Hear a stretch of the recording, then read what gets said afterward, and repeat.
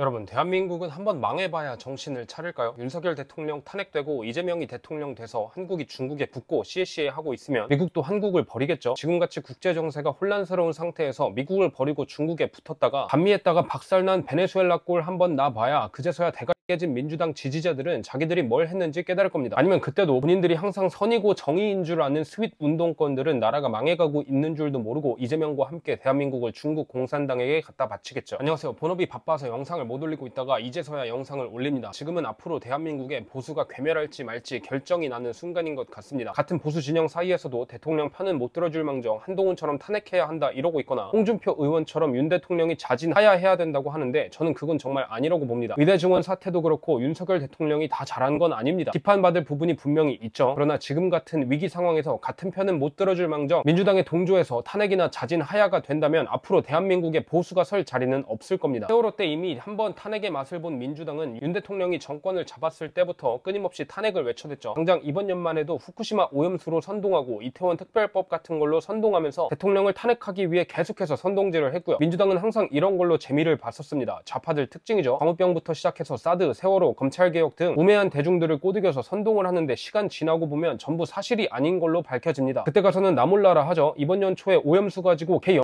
떨 때 민주당원인 제 친구와 한참 논쟁을 했던 적이 있습니다. 네가 맞니 내가 맞니 했고 저는 시간이 지나고 어떻게 되는지 한번 보자, 이게 단순 선동인지 아닌지 시간이 말해줄 거다 라고 했는데 지금 와서 제가 이 얘기를 꺼내서 선동이 맞지 않았냐고 하면 그냥 그건 됐고 지나간 일이니 지금 사태에 집중하자 이 지랄을 떱니다. 그냥 아니면 말고 이런 식이에요. 맨날 좌파들은 항상 용어들을 만들거나 프레임을 씌워서 선동을 하곤 합니다. 혐오 발언, 불평등, 사회적 약자, 차별금지법 등 이런 용어를 만들어서 대중의 감정과 심리를 자극하죠. 이러한 용어들을 사용하면 전체적인 맥락을 보지 못하거나 정치에 관심이 없는 대중들을 선동하기 딱 좋습니다. 그러니까 평소에는 별 생각도 없고 관심도 없는 생각 없는 연예인들이 좌파들에게 선동당해서 탄핵거리고 있는 겁니다. 억압과 차별, 불평등을 해소해야 한다는 건 누구나 다 공감하는 얘기죠. 그러나 전후 맥락을 잘 따져봐야 이게 진짜 억압인지 아닌지 차별인지 아닌지를 분별할 수 있습니다. 이번에도 민주당은 계엄이라는 용어에 집중을 해서 전두환 정권 때의 계엄을 대중들에게 각인시키려고 합니다. 심리를 자극하는 거죠. 그리고 그 심리를 이용해서 정권을 탈취하려고 하는 거고요. 물론 실제 비상계엄이 일어난 건 사실이고 국민의 기본권을 침해했는지 아닌지에 대한 비판받을 부분도 있다고 하지만 이 계엄을 왜 했느냐, 어떠한 이유에서 했느냐를 따져보면 과연 이 계엄이 합당한 이유에서의 비상계엄이었는지 아닌지 분별할 수 있겠죠. 이번 계엄 때 사람들이 한 명이라도 죽었습니까? 다친 사람이라도 있었습니까? 고작 몇 시간 만에 풀려버릴 계엄을 두고 내란 수괴니 뭐니 하는 것 자체가 웃기다는 겁니다. 내란 수괴라는 말도 그렇죠. 대한민국에서 누가 이런 수괴니 뭐니 하는 용어들을 사용합니까? 뭔가 냄새가 나지 않나요? 북한에서 만든 용어 같지 않나요? 이런 걸 보고도 아직도 민주당원들은 간첩이 없다 이질하고 있어요. 참 답답합니다. 아무튼 계엄의 목적은 선관위를 털기 위한 것으로 나타났습니다. 그렇다면 선관위가 실제로 부정선거를 하는데 동조했는지 안 했는지 결과를 기다려보면 알겠죠. 지금도 부정선거에 대한 수많은 증거들이 있고 선관위와 민주당이 이에 대해 어떻게 대응했는지 좀만 찾아보면 다 나오지만 민주당 지지자들은 이를 하나의 음모론으로 치부해버립니다. 만약 부정선거가 일어난 것이 실제로 맞다면, 그리고 이걸 위해 북한과 중국이 뒤에서 개입을 하고 있었다는 것이 밝혀지면 그때에도 이 비상계엄이 위헌입니까? 그때에도 이 비상계엄이 내란 수괴입니까? 우린 북한과의 전쟁이 아직 끝나지 않았고 김정은은 남한을 시시각각 노려대고 있습니다. 북한 뒤에는 중국이 있고 그 뒤에는 또 러시아가 있고요. 우리나라는 지정학적으로 항상 중요한 위치에 서 있었습니다. 미국의 우방 국가가 돼서 자유의 기치를 수호하느냐 아니면 중국의 속국이 돼서 공산사회국가로 떨어지느냐는 이번 사건으로 나뉘게 될 겁니다. 만약 윤통이 탄핵되면 이재명이 대통령이 되는 건 순식간일 텐데 그렇게 되면 미국과의 관계는 끝난다고 봐도 무방합니다. 이미 지금도 미국에 필요한 원전 생태계 지원비 예산 1112억을 삭감하고 그 외에도 많은 예산들을 삭감시켰죠. 아예 대통령이 나라를 끌어가지 못하게 막고 허구한 날 탄핵만 외치고 예산 독재하는 저런 당이 나라를 위한 당인가요? 사실 이건 어쩌면 당연한 결과일지 모르겠습니다. 초중고, 대학 교수라고 하는 인간들이 대부분 좌경화돼 있고 학생들에게 그런 편향적인 시각으로 교육을 하니 머리에 뇌가 하나 빠진 채로 사회에 나와서 탄핵 집회에 나가고 그러는 거죠. 그러면서 자신들은 언제나 선이고 정의라고 외치고요. 스윗 중년 이제 하면서 패미를 위한다는 당에서 박원순이나 안희정, 오거돈 같은 인간들 나오는 거 보면 모르겠나요? 유엔 난민기구 친선대사 하면서 온갖 선한 이미지 다 챙기던 정우성 같은 연예인이 지 자식 난민 만들고 어린 여자애들 데리고 멋진 직업